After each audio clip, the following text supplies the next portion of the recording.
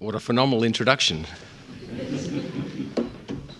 Members, friends at the Royal Society of Victoria, Mike Flattery, Carolyn McMillan, visitors and guests, it is my pleasure, my great pleasure to welcome you to our 45th meeting of this Rotary year and our 5,034th club meeting in our 103rd year.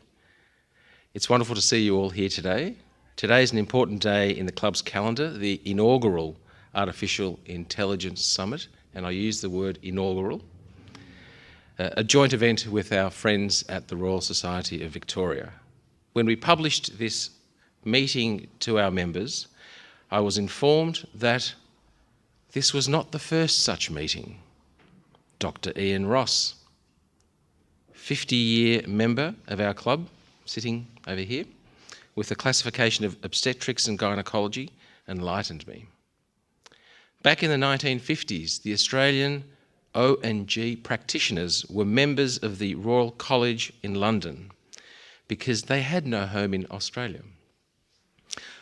Rotary Club of Melbourne member Dr. Leslie Gleadell, also with the classification obstetrics and gynecology, was aware of this and the fact that Sydney was angling to be that home.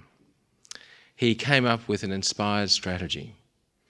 That great dame of La Trobe Street, the Royal Society of Victoria building, like many of Victoria's grand buildings, was built in stages and was still incomplete.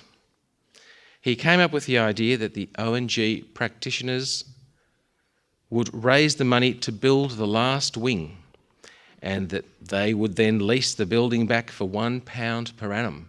That's a pretty good deal. The Arthur Wilson wing was completed in 1954 and partly occupied by the Royal Australian and New Zealand College of Obstetricians and Gynecologists until they moved to their new home in East Melbourne in the 1970s. This part of the building now houses the Von Mueller Room. Dr. Leslie Gleadell was elected President of the Rotary Club of Melbourne for 1974-1975. Our founding President, Professor William Osborne, was elected in 1921, and he served as President of the RSV in 1916 and 1917, so there's the link. This bit of shared history hardly means we have common DNA, but it is evidence of a relationship, and I believe old friends are the best friends. I hope this meeting is the first of many and that we can work together in the future. There is much to be done. Our guest speakers today are Mr. Finbar O'Hanlon, Associate Professor Dr. Magdalena Simonis AM, Dr. Dimitrios Salampasis, and Mr. Aaron Sempf. And we're also pleased to have enduring Australian businesses TomorrowX and Core DNA represented here by their founders and leaders, Mr. Kostas Siourthas and Mr. Sam Saltis. Join me in making welcome our speakers and sponsors.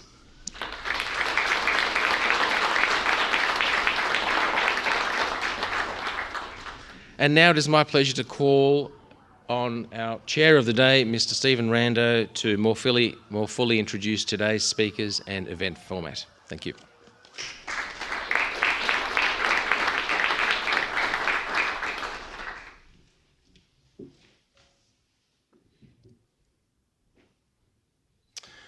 Before I begin, I'd like to acknowledge, on behalf of all our panellists today, the acknowledgements of the traditional owners. We would like to begin by acknowledging the traditional custodians of the land on which we gather here today.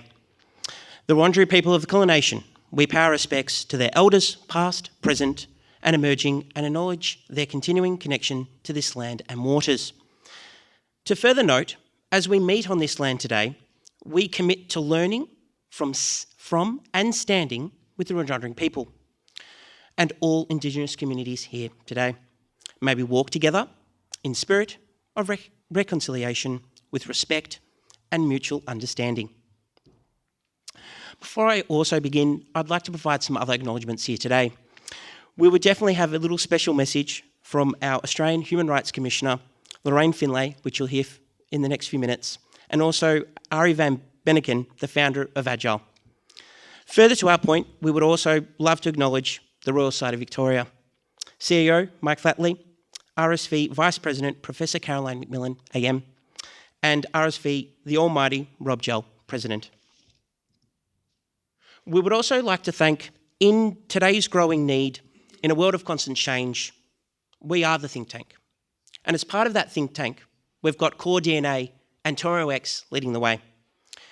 As Chris mentioned, we are a family united by connection in the past and in the future, driving transformative ideas, uplifting humanity, but more importantly, together, our collective intelligence, our innovative and compassion can shape a brighter future where we dream today and tomorrow becomes a reality.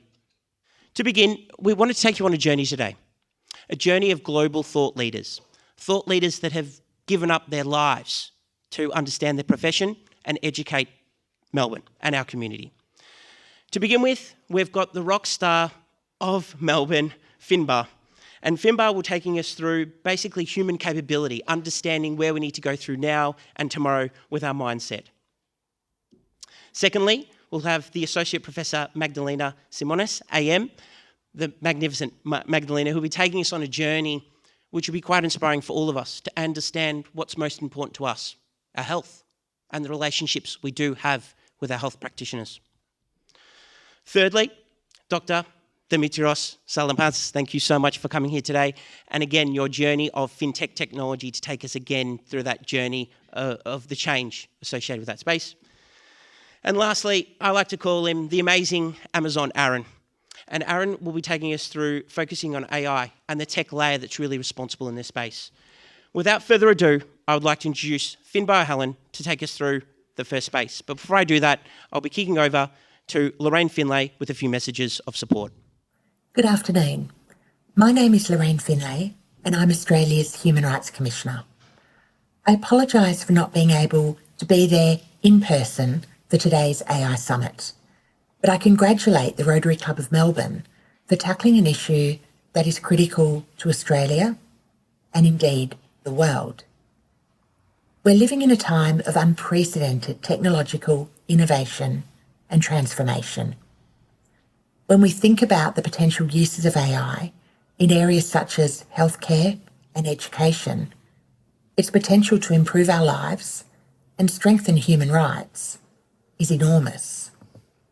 To give just one example, across 4 days in 2018, the Delhi police in India reunited nearly 3,000 children with their parents using a pilot program that combined facial recognition technology with artificial intelligence.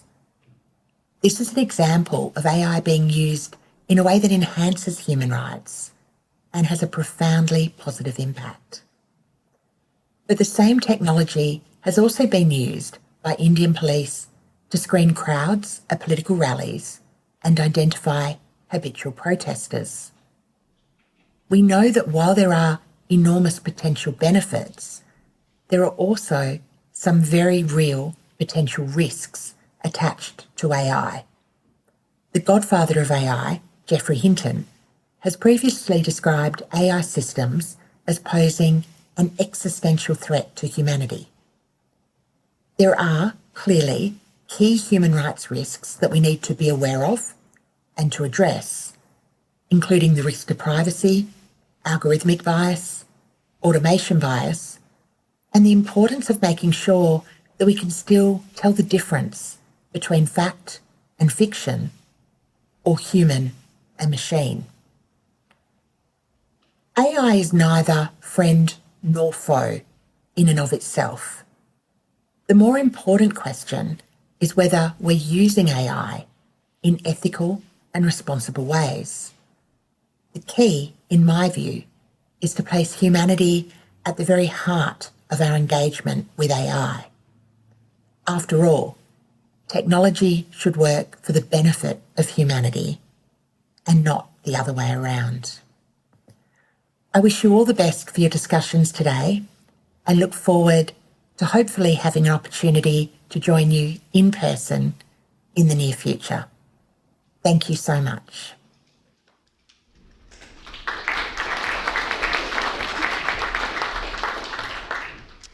Without further ado, I'll ask Finbar to start us off the summit. Thank you, Finbar.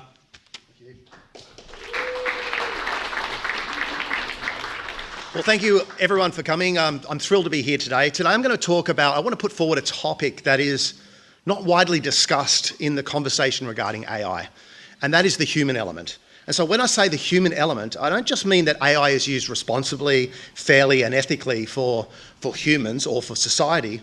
What I'm talking about is how we build a mindset, how we thrive in a world of AI, how we use AI to help uncover our human capabilities and actually help us, not just us, our own humanity, but humanity on a whole. And so today what I want to talk about is I want to talk about what I'm calling the Human Operating System 2.0. And so this is an operating system upgrade specifically designed to take advantage of the changing world of AI and to thrive in this world. But for this to make sense, it's important to visualize and to recognize that we are all running an operating system. Okay? All of us are running on an operating system, right? One that has been programmed and curated through our life. Okay? Our journey of life and the things that we've learned have actually transversed from our conscious to our subconscious. And as such, we have two parts. At a very high level, our conscious mind is a little bit like our user interface. That's interfacing with the world around us. We direct it and we're aware of it. The subconscious is sort of the background processing, the autonomous behaviours. It works behind the scenes, quietly running essential functions. It stores your memories, your beliefs, your automatic behaviours, your habits, and it influences your thoughts, emotions, etc. During the course of our lives, we acquire skills and develop habits, autonomous behaviours, which shape our identity and our place in the world. However, when the world undergoes a fundamental shift, like we're seeing with AI, these attributes may become less relevant or even detrimental to us. So what do? We've been educated, we've got all this knowledge, we're in this world and the world's transforming. What do? We need to upgrade our operating system to one that works well in an AI world. Okay? We need to learn how to unlearn the behaviours and knowledge that stops us from evolving. Right? And instead learn how to differentiate ourselves from machines and to become indispensable by focusing on developing human capabilities that machines cannot replicate. This is a quote I often say, a lot of people that know me, I say it all the time. We've been educated into a world that no longer exists. Okay? The world is rapidly evolving, but what are we going to do to meet this evolution? Rather than being in fear, how are we going to adopt this? We upgrade our phones, our computers, we upgrade other operating systems. What has all of us, these people in the room, when you ask you the question, what have I done to upgrade my own human OS? So let's talk a little bit about why we need a human OS. I'm just going to point to a few things. I've only got 10 minutes today. I could go on for yonks here, but I just want to focus on a couple of things. I'll actually just jump forward to the transformation of business. Business is going through a fundamental shift. Business is moving from a mechanism to an organism. The traditional view of business as a mechanistic structure, where, characterised by rigid structures, hierarchies, silos, is changing. And so what's happening is the business from a mechanism is becoming an organism. Okay? And so these organisms are organic, they're adaptive, and they can meet complex problems. And they come together by interconnected people with adaptive mindsets. Okay? And so these business organisms consist of highly capable people, adaptive teams that can harness collective intelligence and creative and problem solving around complex issues. So if we can imagine, the old adage is when the market is changing so rapidly, an old fixed model in terms of a business model is very, very hard to adapt. This is where the sort of agile organic methods come in, with people coming around a leadership in the centre with organic teams that can solve complex problems. Let's just talk about the transformation of society. So the rise of artificial intelligence is fundamentally changing the way that society operates, particularly in the realm of work and the skills that are valued. Work and the skills that are valued, okay? As AI automates many tasks previously performed by humans, We are witnessing a shift from a focus on specific job skills, competencies, which is the collective knowledge and skills to perform a task, to a greater emphasis on human capabilities. A new societal operating model that prioritises skills such as creativity, emotional intelligence, critical thinking, and adaptability. And let's talk about the era of information overload.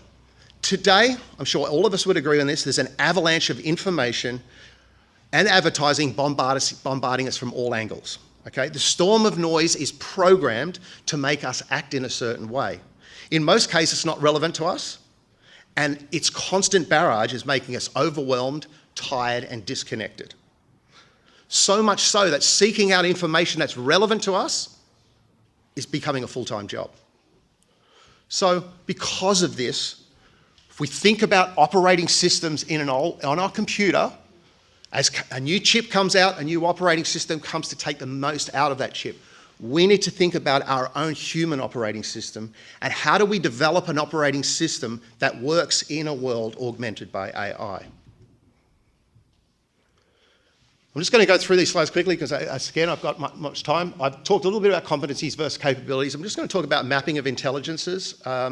So you might see on here, I've just done a diagram. It's not exactly a human neural network, but these are just neural networks.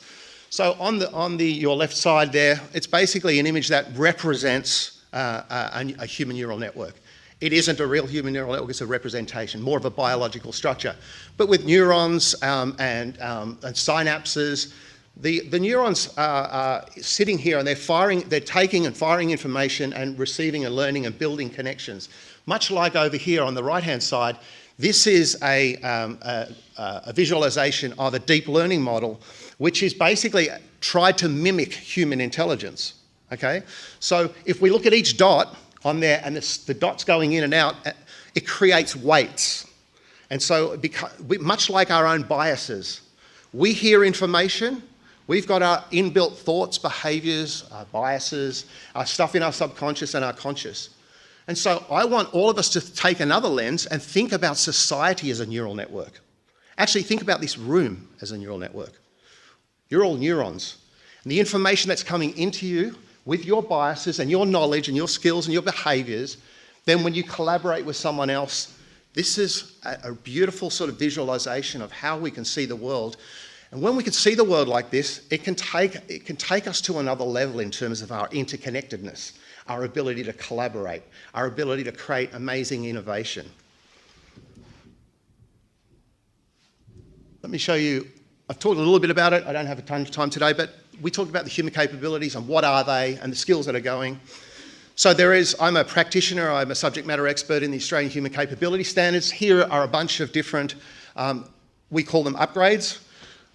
Lifelong learning, collaborative approach, resilience, adaptability, thinking technologies, critical thinking, adaptive thinking, associative thinking. It all sounds fancy, right? The ability to critically think, look at an argument from multiple lenses, and find evidence to support both those viewpoints actually builds in empathy because you're now starting to evaluate. So a lot of these things are interconnected, okay? Agility, creativity. Once we start developing, I don't know how many people in this room has been educated to understand the value of all those things.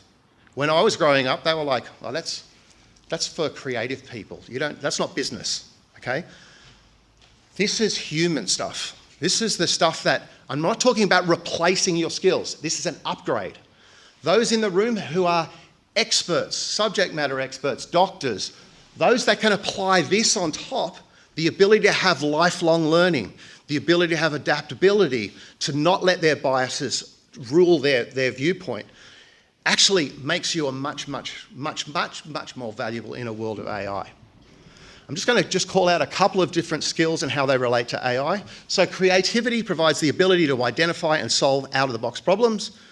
I could talk about the frameworks, but I don't have the time today. Machines are great at analysing data and coming up with solutions based on that data. However, machines can't connect the unconnected in the same way that humans can. Now, what I mean about that is there's a lot of things that we can't define. I can walk into a room and feel the energy of the room. I talk to someone and there is multiple dynamics going on in a conversation behind the language. And so when we can factor in emotions, reading some of these other variables and put that into our creative problem solving, we can come up with things that not only resonate to us, but resonate to others. Let's talk about emotional intelligence, okay? The ability to understand and manage one's own emotions, as well as understand and empathise with the emotions, needs and desires of others. So machines can recognise emotions and respond to those emotions, but they can't replicate the depth of human emotions, and they can't connect with us on a deeper level like humans can.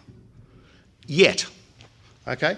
Imagination is, I love this one. Imagination is unbound thinking, the power of the mind to create, visualise and conceptualise new and novel possibilities beyond the constraints of current reality. It is a human trait that allows us to think outside the box, envision future alternatives and push the boundaries of what's possible. AI's creative capabilities are based on recombing and adapting existing human-generated content, following patterns and rules derived from data. Intuition, the ability to make decisions based on instinct, to understand something instinctively without the need for conscious reasoning or a gut feeling.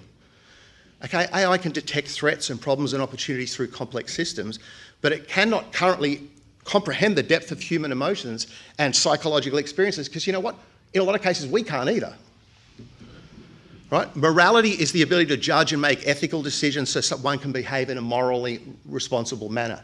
A machine cannot understand the morality and cannot take critical decisions based on moral grounds. Machines can make informed and effective decisions based on factors where humans are involved.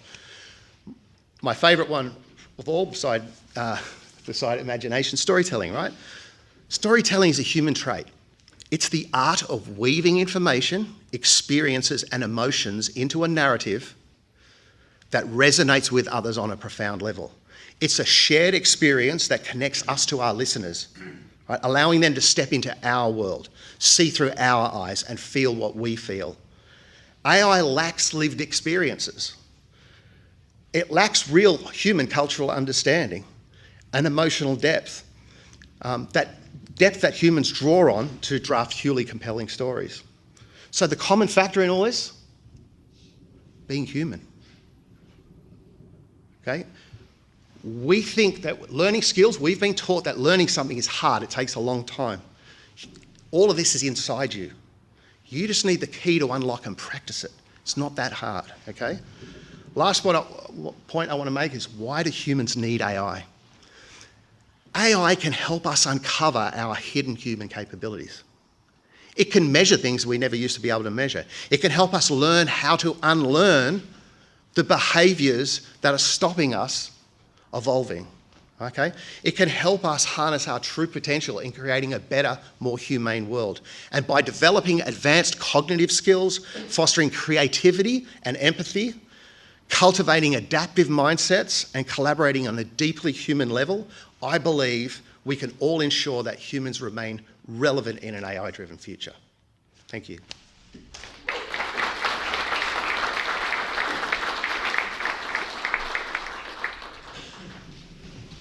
Thank you, Finbar.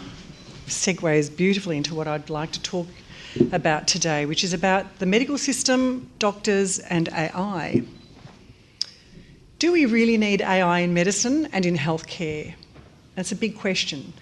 How we direct AI for healthcare and for the benefit of our patient outcomes, for societal outcomes, and to make a healthcare system that's equitable and affordable, because we can't discuss health without thinking about economy and economics. And we've all learned through COVID, of course, that without health and without a healthy community, you can't have a healthy economy. COVID taught us a lot of things. COVID taught us that we have limited resources. It taught us the inequity that exists and the frustration that we all experience in isolation. In our day-to-day life as doctors, we do a lot of data entry. A lot of that data entry is really protocol-driven, and it's also distancing us from having that face-to-face interaction with our patients. One of the biggest frustrations, I've lived long enough and worked long enough to have gone from writing notes on little cards to now entering all that information into a computer, and then also having to explore and interact with a variety of different systems within our healthcare sector.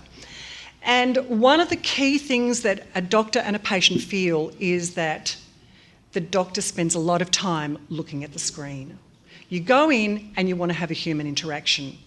And what's the doctor doing? The doctor's distracted, they're looking at the screen, we've got to take our notes, we've got to make sure we check these results, we get an alert, we get a lot of distracting factors that enter into our lives. And there is information overload. If you think of the industry, the pharmaceutical industry, and how many advancements there have been, we talk now about genomics, we talk about all the other issues that come in to our consultation session.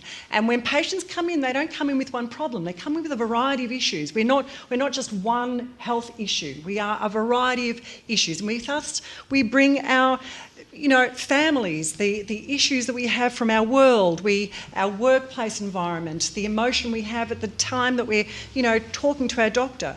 And what COVID did for us is it exposed all of these limitations. It exposed the inequity that exists, it exposed the need for more resources, and it also told us how lacking we are in interoperability between our different sectors. But it also taught us how we can work better in ways by sharing information in real time. So where we learned that someone had COVID, we could manage that.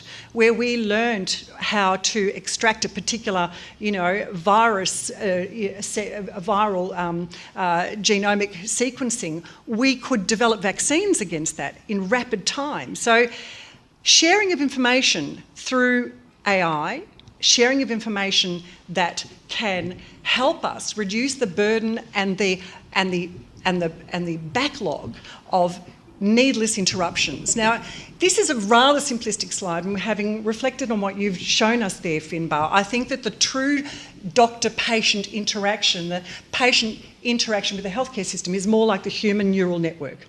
It's not as simplistic as this. But ideally, if AI could simplify it into that, that would be fabulous, because what we have is the doctor-patient or the patient and the healthcare sector. And we're talking also now about, multidisciplinary care teams. We're talking about collaborative practice. In my world, this is what matters to us now. We're talking about patient-centred care that really suits the individual's needs.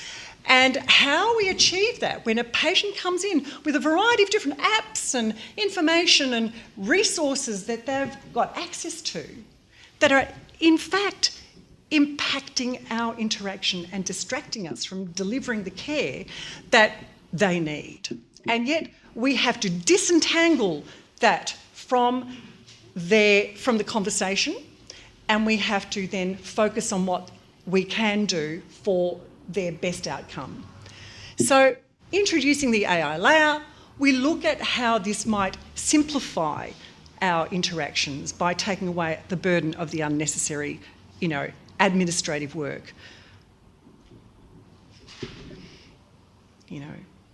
But there are issues with AI. When we talk about AI in my sector, in my world, I go to digital health conferences, I go to AI conferences, I'm particularly interested in technology and the interface because it's been imposed on us. Whether we liked it or not, we had to adapt. So as a healthcare professional, as a person who's spent a heck of a lot of time researching and learning about the areas that matter to my patients and myself and the healthcare and the health conditions that I manage, I've been forced into this, and all of us are being forced into this. Now, there's a fair bit of resistance. Some are saying, look, I've had it. I'm not doing this because it's just too hard.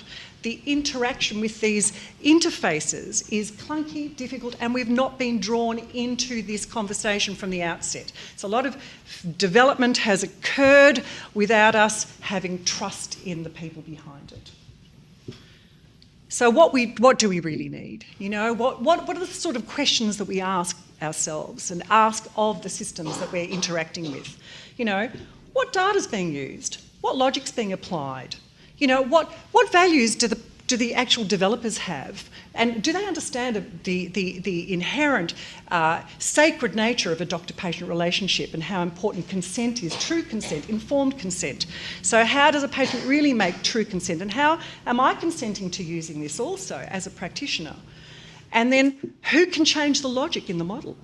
And, you know, where is the data being stored?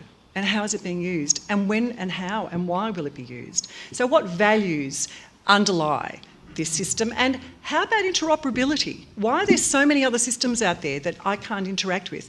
I'd like to ask, actually, as a show of hands, who uses a fax almost daily in their professional life? Almost daily, every single day. Me and every single one of us. Every single one of us. And do you know why? Because our healthcare systems don't interact. They don't speak. And when I try to send in a referral to any of our major hospitals, they're rejected, and I receive an email back saying, could you please fax it to this number? And this is with an entire file. We use faxes every single day, and I tell you what, we're going to not miss that noise when it disappears.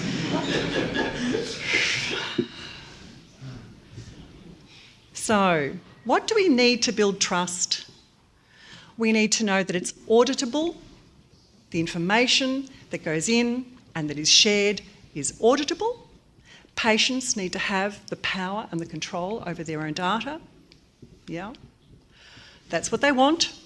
And that's what they're telling us. And that's what the personally controlled electronic health record was all about and is about. Now it's the EHR, the electronic health records, which of course are very disappointing. They're not useful pieces of information, but they're there, it's there. And it needs to be editable. Yeah. But it needs to be trustworthy. And the big question we have to ask ourselves, do we need AI for everything? You know, is AI the answer for every solution and for every problem that we have? It exists, and back to your question, do we need AI? Well, you know, it's here. We are by nature evolving. We are human operating system 02, you know, we are.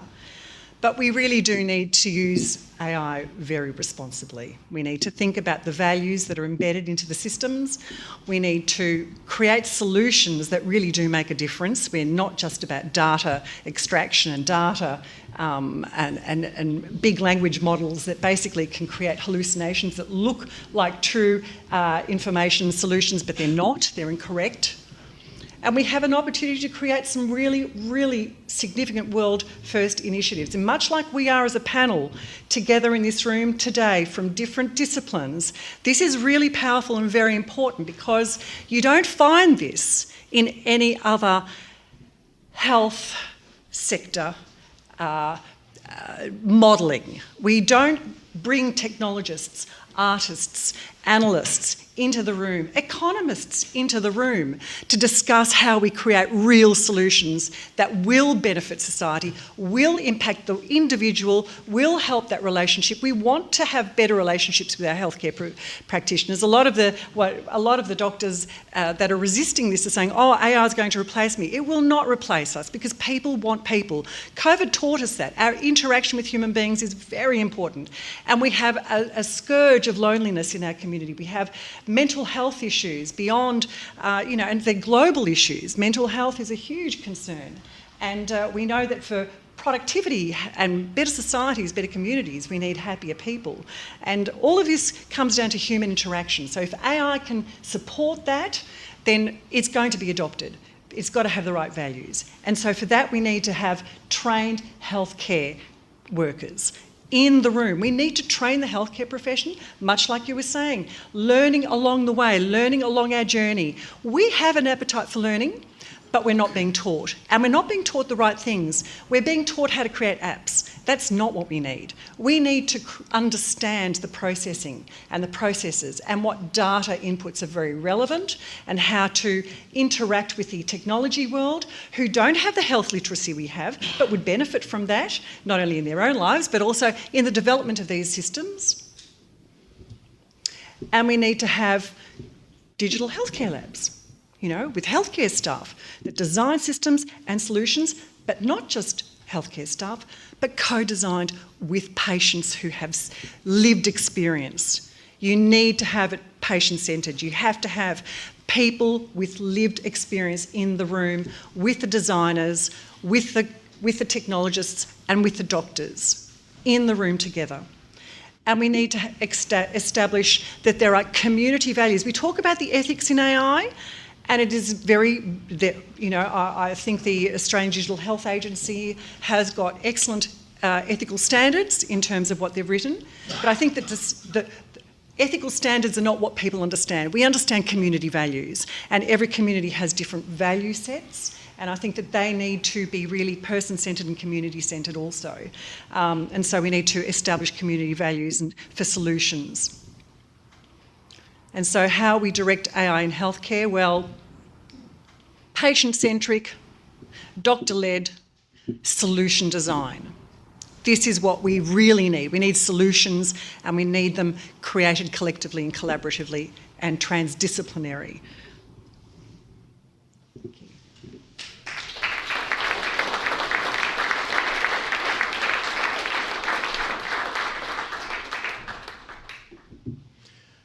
Good afternoon, and thank you for being here today.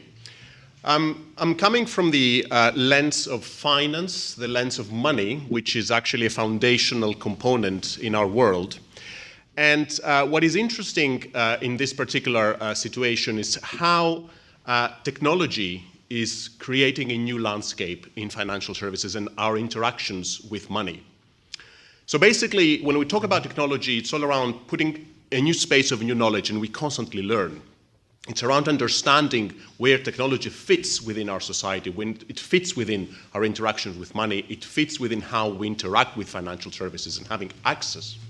It's all around thinking how regulation and compliance is going to change, because let's not forget, financial services is a very highly regulated and heavily regulated industry. But at the same time, it's all around thinking what kind of new business models, what kind of innovations are needed, and what kind of new ventures exist. One of the key things we need to remember is the fact that technology requires data. And when we talk about financial services, we're looking into an enrichment of data. We're looking into new ways of interacting with the way financial services operate, the way we actually think about money. Thinking about how each transaction we make using money, it opens up a new data revolution, because it augments the way financial institutions or ourselves understand how people think, how people behave, what are their purchasing powers. So the magnitude of big data, analytics, connect, they bring together a new understanding, but it also opens up new doors for thinking. It brings together areas which are technically fragmented or technically not associated. Questions around ethics, questions around sound governance, questions around protection of the environment, questions around protection of human beings from scams, and I'm going to talk a little bit later on that. Thinking around responsible use of money and responsible use of financial services. So the deeper dive we make through technology, that creates doors which are positive, but also creates numerous challenges. One of the things we need to remember is that the money that you probably have on your pockets don't exist anymore. So philosophically, we're moving from vaults of cash to vaults of data. And we also move to an open finance conundrum, which is also driven by AI in discussions around programmable money. So basically, the money that you think you've got in your pocket, in your mobile phone, in your bank, is it actually owned and controlled by you?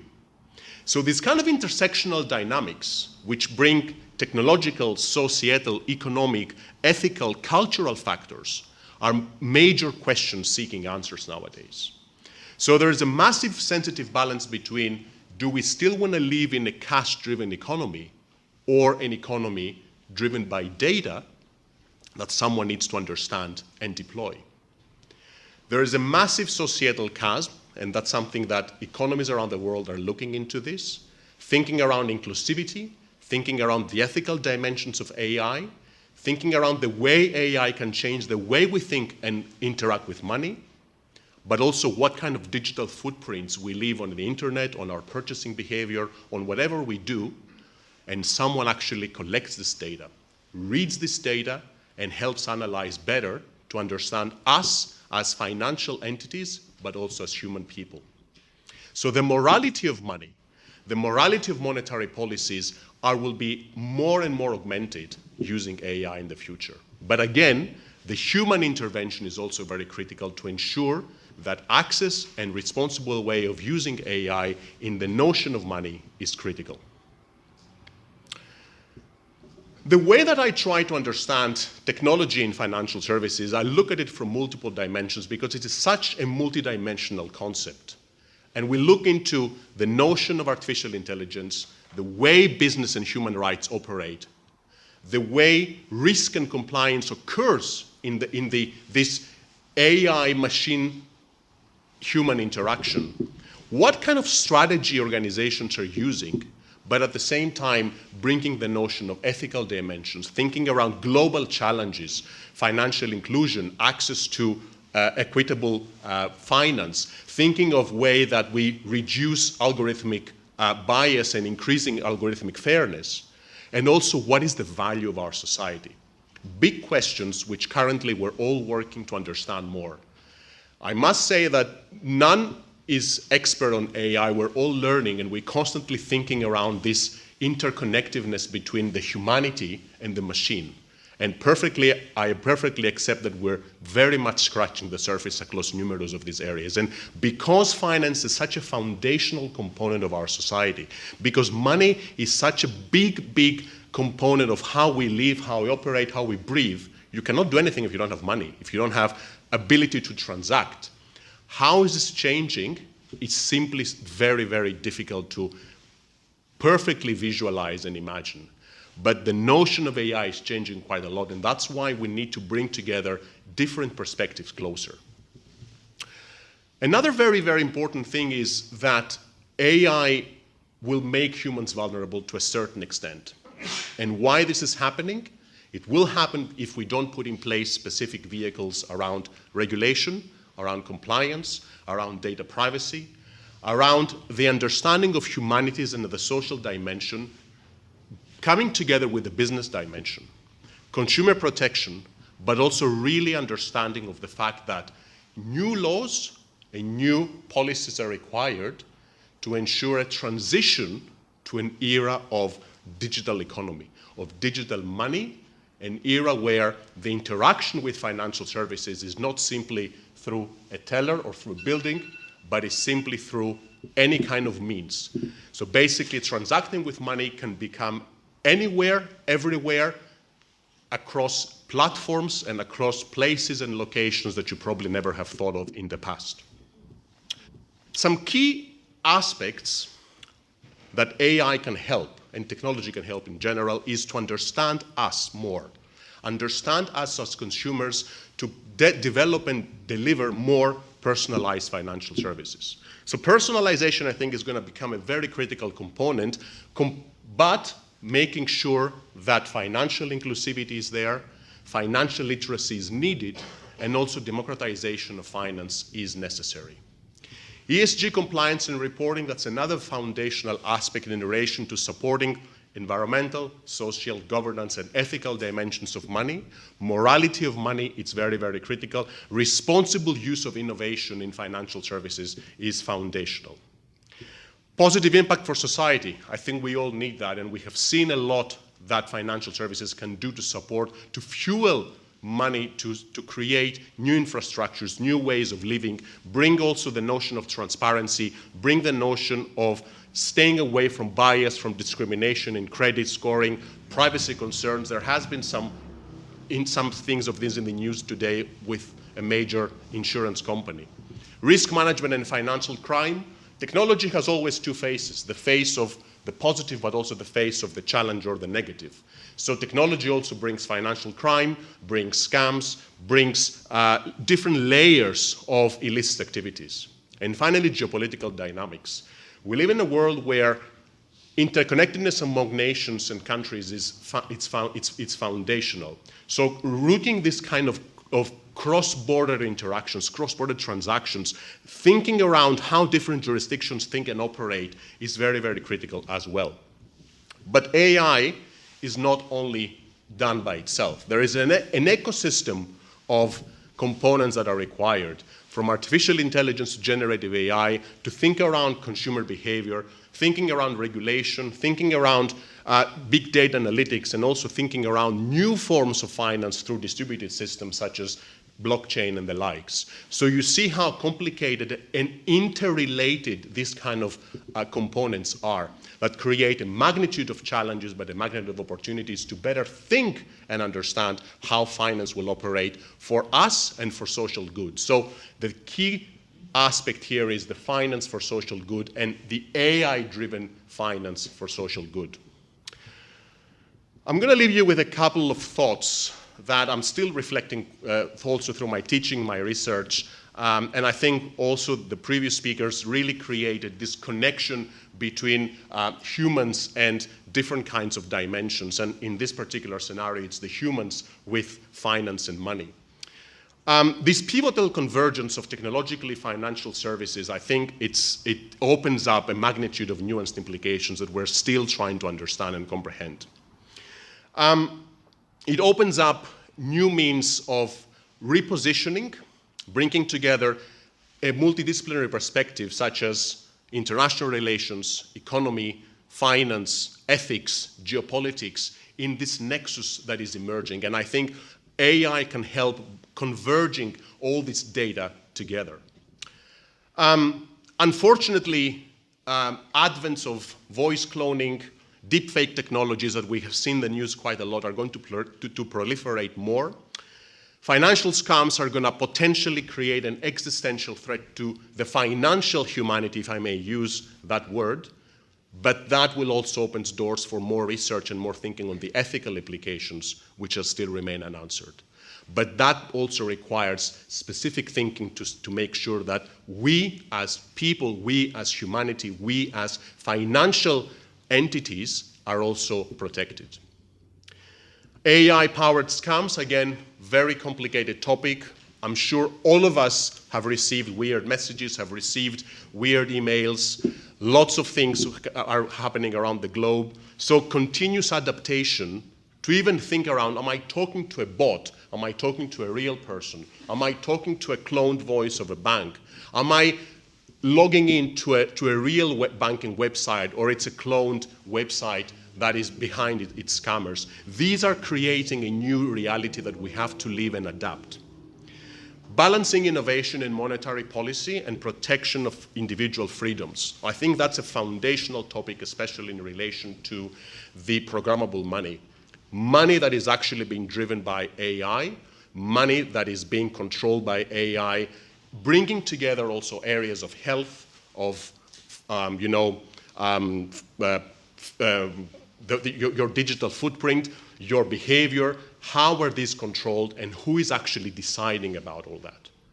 What if, for example, in one day you may see all the money you've got in your bank being distributed by AI saying that you are too rich, people are dying, people need money. Why do you need to have all this money in your bank account? We'll just distribute it. Who decides about that? Or, for example, you are actually going to pay for, you're going to pay something and you'll say, I'm sorry, you can't travel twice back to Europe because of your environmental footprint. And that's exactly the kind of data we see. Or you may want to go out and have a drink and say, I'm sorry, but currently today, your heart rates based on your Apple Watch data transmission are so high, we are not going to allow this transaction to occur. This might sound as a virtual reality, but believe me, this is exactly where the programmable nature of money is coming in, and this is where the data that AI and generative AI is going to deploy further are happening. And finally, that's my final point for today, is I think the human rights implications and deployments are very, very critical. And really, we need to ensure that we need to have a responsible equilibrium. We need to ensure that finance remains integrated with other industries, remains the foundational machine for interaction, for transactions, for ability to still access in an equitable, safe, secure, and humanistic manner. Thank you so much.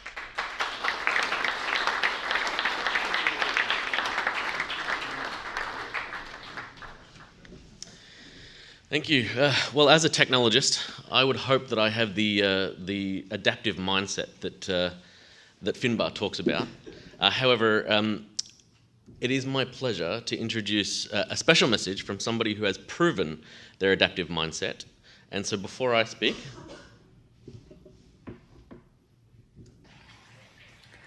Hello everybody, my name is Arie van Bennekom. I'm one of the authors of the Agile Manifesto.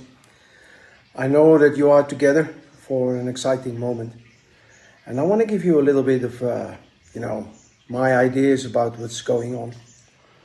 When I started my Agile career, exactly 30 years ago, there were so many things that you had to do yourself, and you had to sort of, guess, and you had to work hard for to get there. And over time, a lot of things have changed. I've always been emphasizing the collaboration with the business to make sure that you get as close to what they need by asking themselves what it is that they need to bring the value to the organization.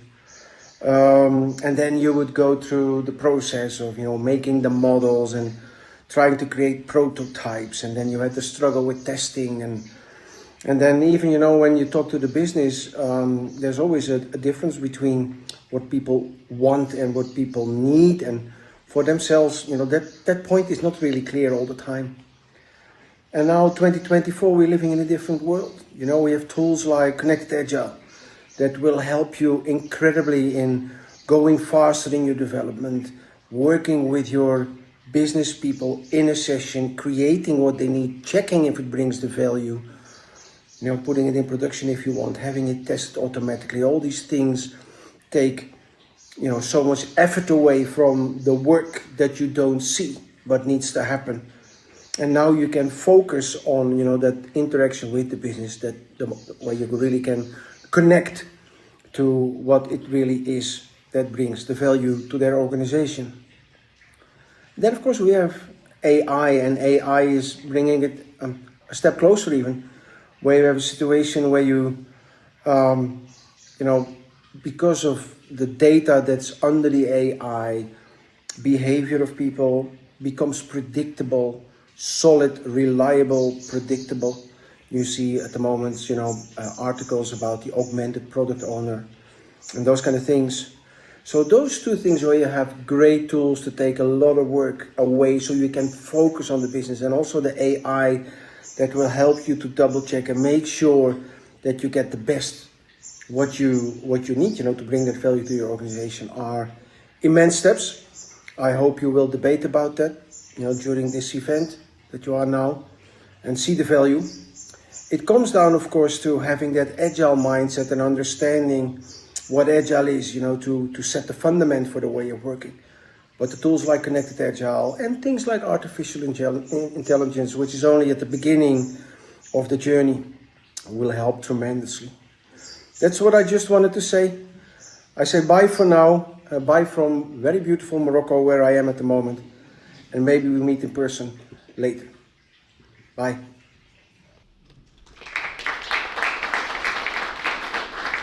Wow. So how do I follow on as a technologist from these amazing thought leaders, Ari and the rest of my panelists here? Let me start with a quote from one of the most influential people in my life.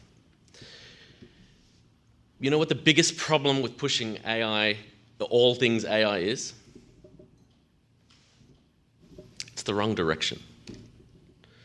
I want AI to do my laundry and dishes so that I can do art and writing, not for AI to do my art and writing so that I can do my laundry and dishes.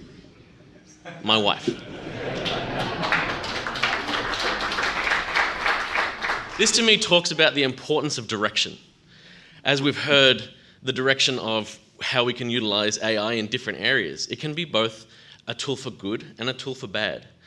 This is where Amazon focuses on providing the right direction. We are focused on the responsible use of AI.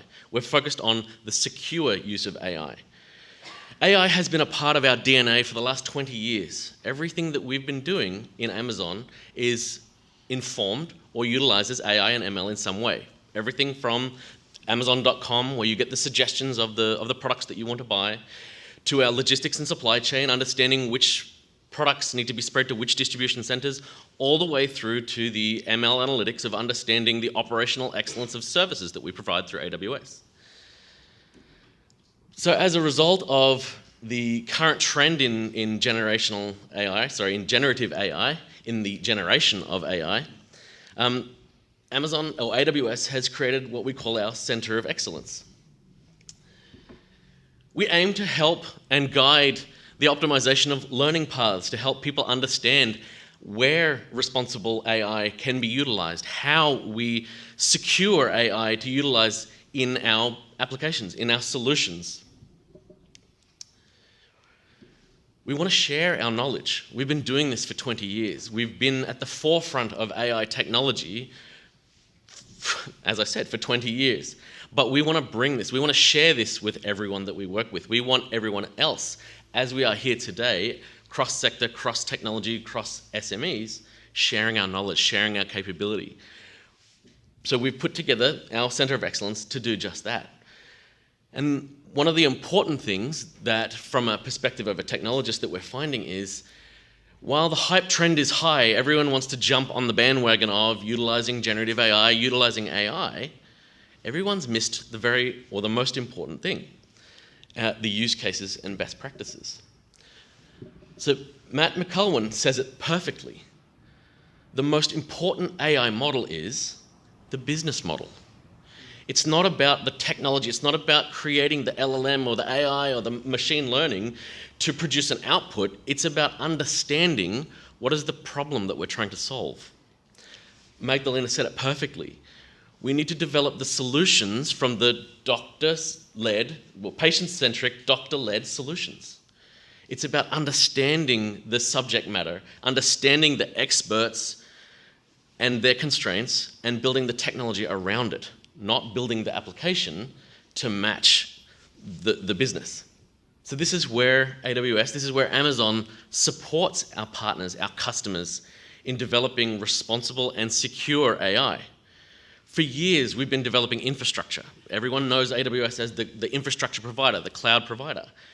But we go beyond just providing you servers in the cloud. We're providing technology specific for the inference of artificial intelligence, for being able to run the specific workloads that AI and ML requires from the technology ground floor, our infrastructure, supported by our partners, NVIDIA, in developing GPUs specifically for running AI in the cloud. And then we go a layer up. We provide you the tools to be able to develop your own ML, to develop your own agents and guardrails. We provide out-of-the-box Amazon Bedrock, which is our foundational models, as well as our partners' foundational models like Anthropic and others, that provide you an out-of-the-box capability, but we also provide you the tools to go and build your own. Or if you're not at the data scientist level and can understand how to build an AI model, we have jumpstarts that allow you to, SageMaker jumpstarts that allow you to quickly get up and running and build the customized model that you need for your business case. And then on top of that, the important layer is the application layer. It's not the let's build one application and get it out there and sell it to everyone. It's the application that's specific to the solution design that fits your business model. So instead of us giving you the applications that fit your business model, we provide Amazon Q. We provide you the capability to help you develop your own applications. Things like Amazon Q Developer are providing you AI insights into actually writing code. So you don't have to go and do the heavy lifting of understanding writing code to fix a bug or writing code to upgrade versions. It's done for you. You can focus on the complexity of the logic that you need to cover your business case. And this is the important layer. Sponsors like TomorrowX, working with customers of AWS, Jaguar, to develop Jaguar solutions using TomorrowX's workbench, TomorrowX's toolkits to help them design the solutions specific to their business case, utilizing AWS technologies, and provisioned through AWS Marketplace, providing it an easier, optimized path to getting to the solution faster than just building a product and pushing it out to everyone that maybe it fits 60% of the use case. In this case, it covers 100% of the use case because it's designed exactly for Jaguar's use case, Jaguar's business case, with the tools provided for their discretion, for their requirement. And Peter DeHamer says every job will be impacted by AI. Most of that will be more augmentation rather than replacing workers. In fact, the World Economic Forum predicts that 1 billion jobs will be radically transformed over the next decade. In addition to the 5 million unfilled cloud roles currently, AI/ML will drive 2.6 million new jobs by 2027, primarily across areas like science, data science, analytics, and digital transformation. Digital transformation such as what we've heard around the finance industry and the medical industry. So this is where Amazon wants to get involved. We're providing the capabilities to run skills assessments, to help you understand where your gaps may be, to then help you design training designed by AWS experts. We're bringing our AI/ML specialists to help you design solutions, and technologists like me. And providing pre-designed courses, labs, teaching you the capability of how to build your own models, how to build your own applications, but how to do it your way, not how to do it the way that you're told according to one big chat application. So let me leave you with one final thought. AI disruption is not only coming, it's here now. But it's not something to fear. It's something to embrace, but we need to embrace it together. We need to work together across our industries, work together across our capabilities. But we need to do it with that mindset that Finbar so aptly gave us. Thank you very much. I'd like to now invite the rest of the panelists up for question and answer.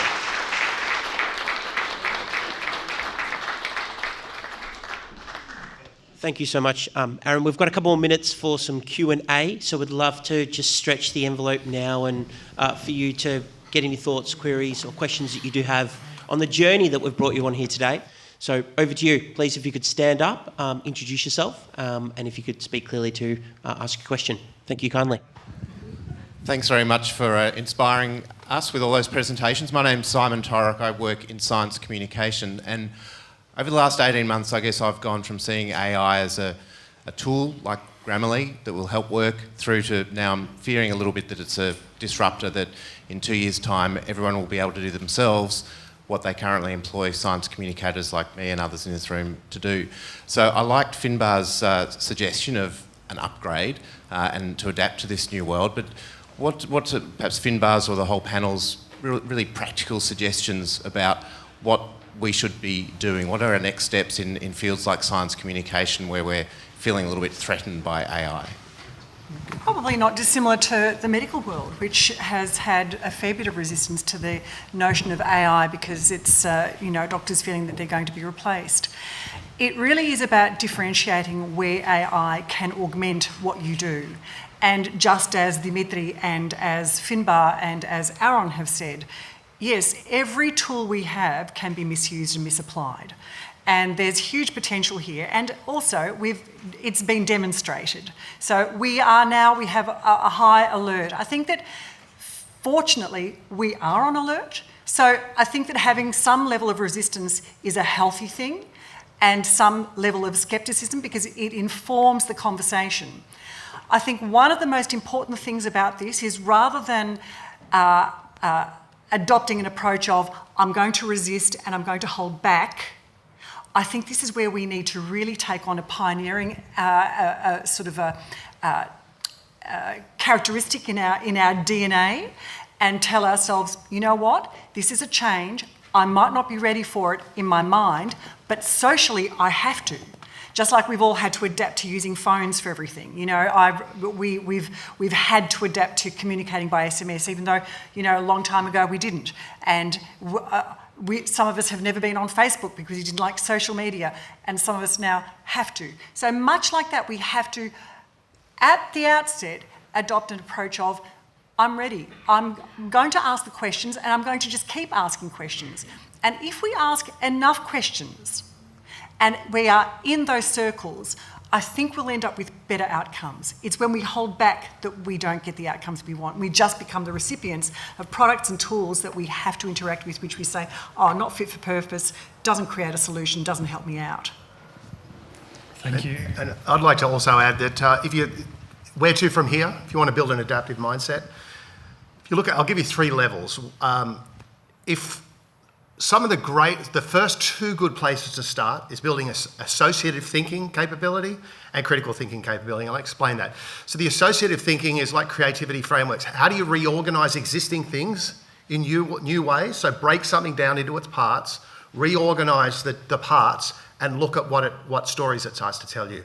You can do that in anything. So level 1 of that is take anything in your house, look at anything that inspires you, like a Dyson vacuum cleaner, think, where did it come from? Where was it imagination when it didn't exist? Where did that turn into invention when someone created it? Where was it creativity? What was the parts? Start to think about the world in parts and how the parts can go in different orders. That's level 1. Level 2 is tons of training on this sort of stuff on YouTube. And level 3, you can actually go and do some proper courses in this.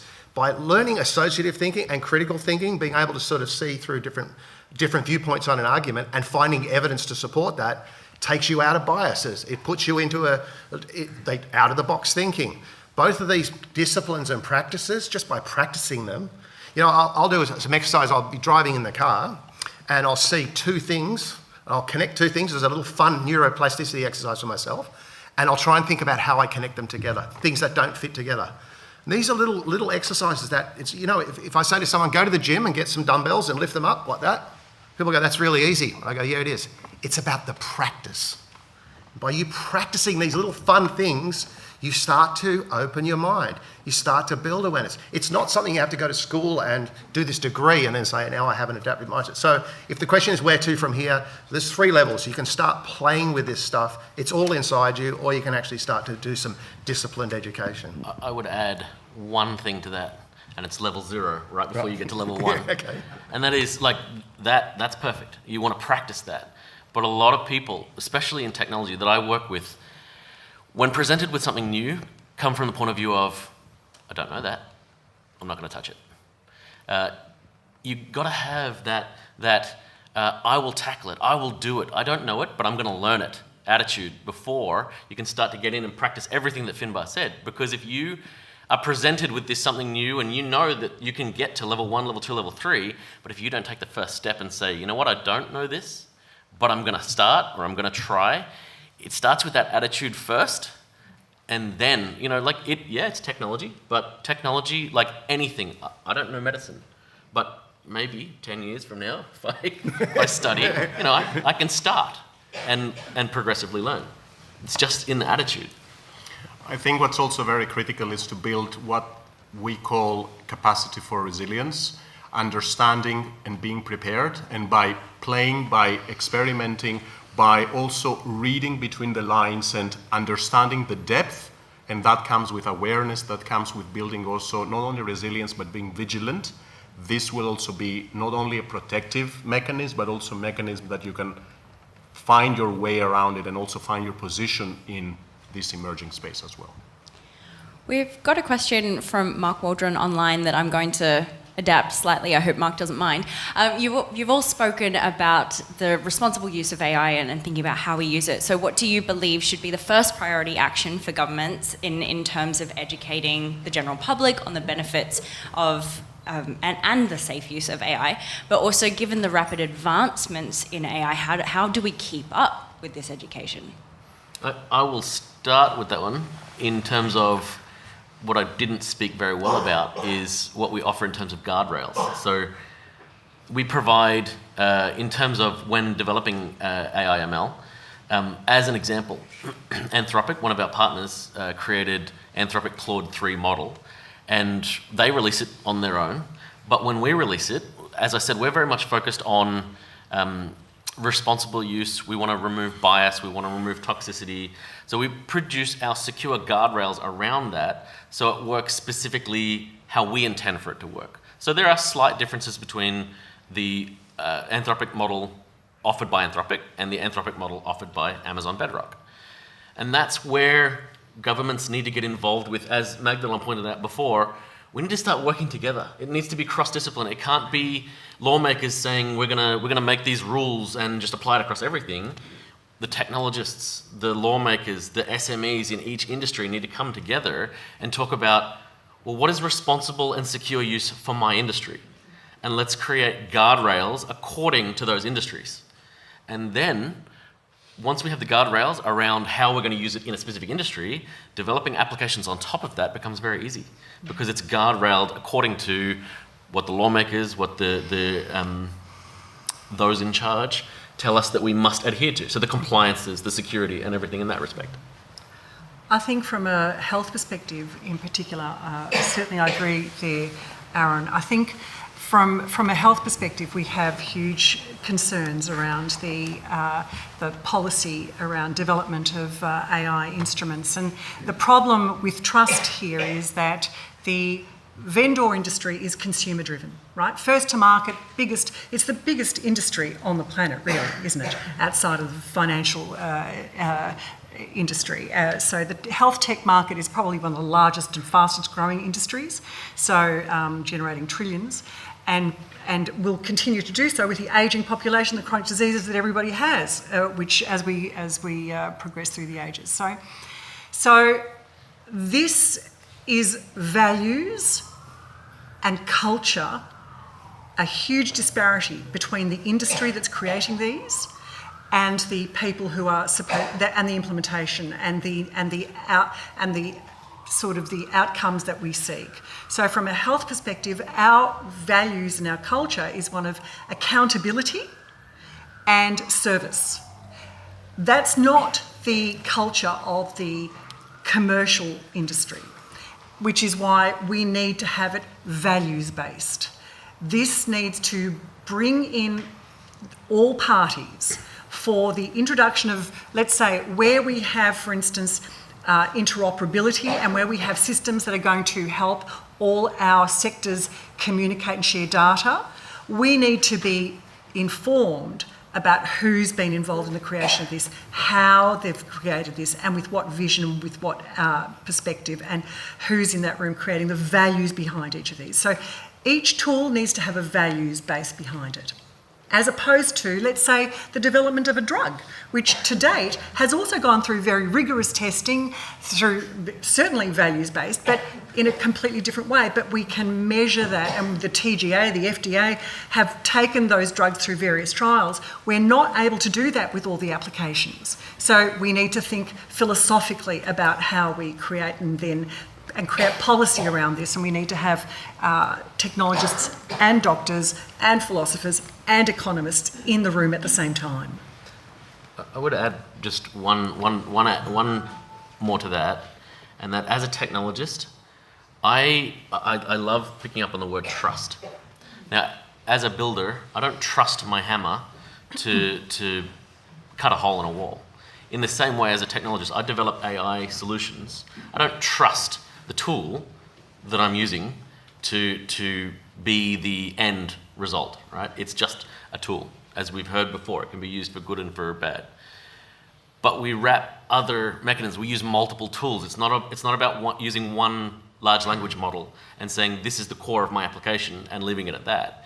It's about using the full use of technology at our disposal to then validate the data that's coming out of it, secure what's coming out of it, or how we access it. So it's not just guardrails, and it's everything that Magdalena just said, but it's also making sure that we understand what are the different technologies at our disposal to help guide and develop the solution so that we can trust it. So that it's not just I'm going to talk to the LLM and I'm going to get a response and I'm going to take it as rote, because more often than not, it will have a slight hallucination. But if we validate that data and whatever comes out of that, then we can trust what's coming out. Just need to add one point if possible. We also have to acknowledge and understand that we live in a society which is that is driven by digital inequality. We need to understand we are in a society with different levels of demographics, people who weren't born in the digital era, people who were born and worked during the digital era, and then we've got people in demographics who actually were born within data in digital. However, if we think about research, teenagers who are supposed to be the digitally literate one are the most vulnerable when it comes to technology. And also we have to remember that AI and technology in general does not mean the same thing for each and every one of us. So there are the broader guiding principles. However, I think personally we need to compartmentalize into looking into specific demographics and looking into how all these different applications and tools are personalized in such a way that people with different levels of digital literacy are able to understand and utilize in a responsible way. Yeah, Bruce Livett, I'm a retired academic, and I'm always open-minded, I hope. Anyhow, a follow-up question for Professor Simmons and the panel on data and the validity of data and where we get our data from. I mean, if I go along to the doctor and he starts asking me questions and I get home and I think, yeah, I really should have a look at my pathology results, I find that they're not there because only one commercial company that collects blood updates the data to the My Health record. So why should that be so? Commercial reasons, I guess. Nobody's paying the doctor the time to upload my records. How can we solve that? And in general, how do we ensure that the public has access to its own data when it needs? Very good question. And currently, I'm not sure that you're aware, but there is the My Health record better, faster access to pathology and radiology that's currently being discussed. Actually on the reference group for this. We're looking at certainly certain release of information from pathology and radiology equitably and also in a timely manner, and to remove the 7-day delay, which is what's existed to date. There are several reasons why that hasn't been enabled as yet, and that is because not all data is equal and not all information is as rapidly or as easily digested by the individual, by the person who's receiving it. So for instance, I'll just give you a simple example. There's a relatively popular new test to assess for heart disease risk, which is called the CT coronary artery calcium score. You pay about $300, you get it done, and if you're sort of in that, I don't want medication for my cholesterol, but I want to know if I've got a heart disease risk, you're in your 50s and 60s, we can order that test, put you through a CT scan, low radiation, and assess the amount of calcium deposited in your coronary arteries. And that gives us a percentage and a measure that gives us a 10-year risk rating for you. So it's very helpful in that conversation where people are sitting on the fence around medication, no medication, etc., etc. Occasionally, with those reports, the CT picks up a lesion in the lungs, a suspicious lesion. In fact, I received a call today just before I came here. Okay? Very sinister. Now, if you received that and your doctor was here and that was on your phone right now, that would create a fair amount of concern in you, yep? And you were trying to buzz me and I was here, yep? And this is exactly what we're trying to avoid. So in order to get to a point where we can share information as you've requested immediately, we need to be able to rationalise how that's going to happen. And we also need to make sure that it's in language that you understand, because so far all that information is in medical information.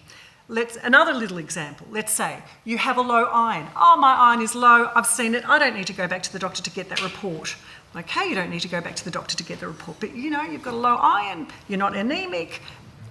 It could be nothing. It could be something.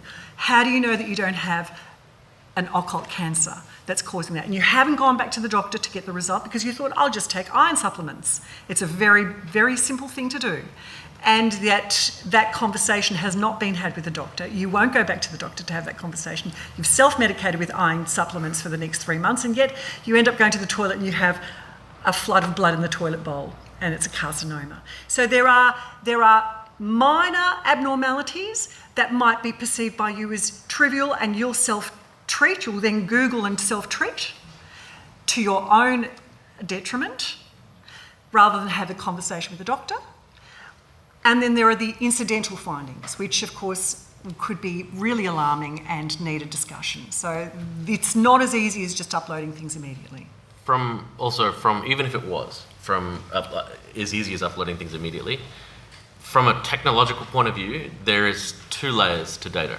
There's context, which is exactly what Magdalena covered. Right? So that context is important, but there's also the accessibility. So as an example, and that is also what Magdalena is talking to in terms of not being able to upload immediately, but there are many organizations, many government regulated organizations that hold a lot of this data, and it is there immediately, but it's maybe stored on file, or it's stored in, so there's many different ways that data is stored. As an example, this chair in front of me, how many times has it been sat in today?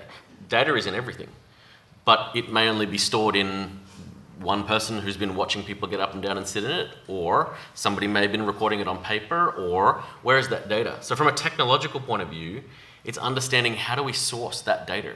How do we then aggregate that data? How do we get that data into the hands of people? Now, there is a third layer above that, but it does come back to the accessibility of that layer.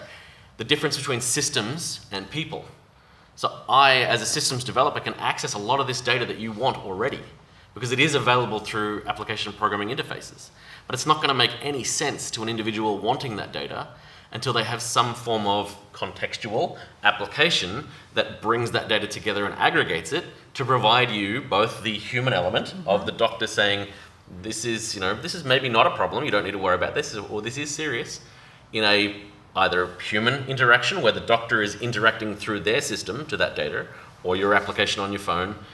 Without that layer, then the data is there, you just can't access it because maybe you're not a systems engineer like I am, or you don't have access to those APIs. So it's there, it's just the accessibility of that data. Could you please put your hands together and taking our thought leaders today? And all of you taking our journey today. I will hand over for closing remarks from President Chris. Thank you again. So Rotary Melbourne has an obligation to be a responsible organism. What we've brought here today is thought leaders that will enrich our community, and as Rotary Melbourne is a community organisation, there's two benefits. One is it can help us define what we need to do to move forward, but Rotary Melbourne is also one of the leading Rotary clubs in the world, I say that unashamedly, so that the learnings that we can enact, we can then take global. So that's one of the benefits of Rotary Melbourne. I wanted to also thank the speakers and pass on our token gift, which is socks. There's a punchline. The socks are limited edition 2023 convention socks, 200% Australian made, in Preston by our own past president, Phil Endersby, who's here from Wilderness Wear. Now, Phil, are these the socks with the electronic sensors in them? Yes, thank you. So we're trying a few things out, and perhaps these are our guinea pigs as well. So thank you very much. Data in socks. Data in socks, yes. So Elon Musk hasn't figured that one out yet. He thinks the brain's where you got to start. But so thanks also to members, visitors, guests, Royal Society of Victoria, our catering and sponsors, Tomorrow X and Core DNA, and special thanks to Tomorrow X for leveraging their teams internationally to help with the presentation design as well. And again, thank you all very much. And as Stephen indicated, also thanks to our MC, Stephen Rando. Refreshments are downstairs. So look forward to seeing you then. Thank you.